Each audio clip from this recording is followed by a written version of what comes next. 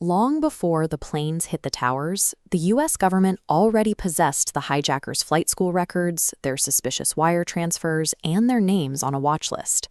The data to stop the attack existed, but the CIA's computers could not communicate with the FBI's, and the NSA's remained isolated from both. Each agency held a single fragment of the plot, yet every lead remained locked behind its own digital wall. The official 9/11 Commission report eventually labeled the tragedy a failure of imagination, specifically an inability to connect these existing data points into a coherent threat. Possessing every fragment of evidence is useless without a system capable of mapping the relationships between them. In 1999, the Silicon Valley startup PayPal was facing this exact problem from a different direction. Rapid growth was hiding a crisis. Organized fraud was on the verge of destroying the company.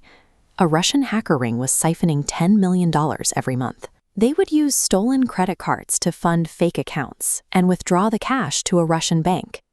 PayPal deployed automated rules to block this traffic, but the attackers adapted, finding a way around every static defense. Max Levchin realized that math alone couldn't win this.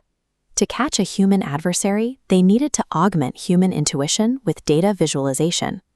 Whether tracking a cyber fraudster or a terrorist cell, the challenge was identical. The data was scattered, and the connections were invisible. PayPal's solution was a program called Igor. It took hundreds of disconnected points, login times, IP addresses, and browser fingerprints, and represented them visually on a single interface.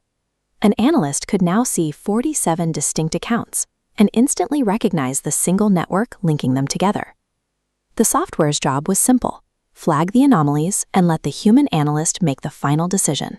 With every human intervention, the machine learned how to spot the next pattern faster. Peter Thiel saw this as the answer to the government's 9/11 intelligence silos.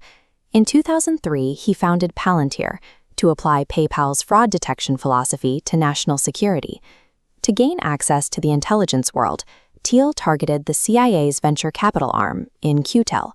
He secured a $2 million investment, not for the capital, but to use the CIA's own endorsement as a key to open doors across the government. But the endorsement was only a beginning.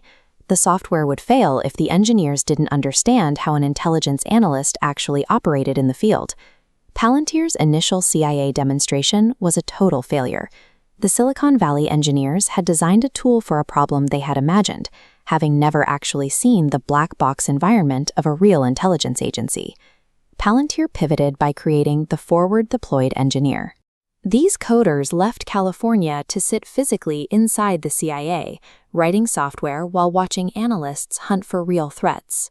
By 2008, the primary threat to U.S. soldiers in Iraq and Afghanistan was the IED. These roadside bombs caused the majority of combat deaths, often hidden along routine patrol routes. Palantir engineers deployed into the war zones to ask soldiers what they actually needed. The request was grounded in reality. They wanted a map where they could mark a suspicious road to warn every other unit in the area. Using those inputs, the software identified patterns no human could see, linking cell phone things, specific times of day, and proximity to buildings to predict where a bomb might be planted before the next convoy arrived. Closing the gap between the coder and the end user turned an abstract database into a functional tool for survival. This method eventually scaled to support the hunt for Osama bin Laden. The CIA processed millions of diplomatic cables, satellite images, and phone records through the system, all revolving around a single lead, a courier nicknamed Kuwaiti. The software mapped the courier's entire network, reducing a data matching task that previously took analysts 3 days down to just 12 minutes. That trail led directly to a high-walled compound in Abbottabad, Pakistan, a location with no phone lines or internet, but a data signature that matched the courier's movements. Locating the compound required bridging the same data silos that had paralyzed the intelligence community a decade earlier, finally linking the fragments of the plot.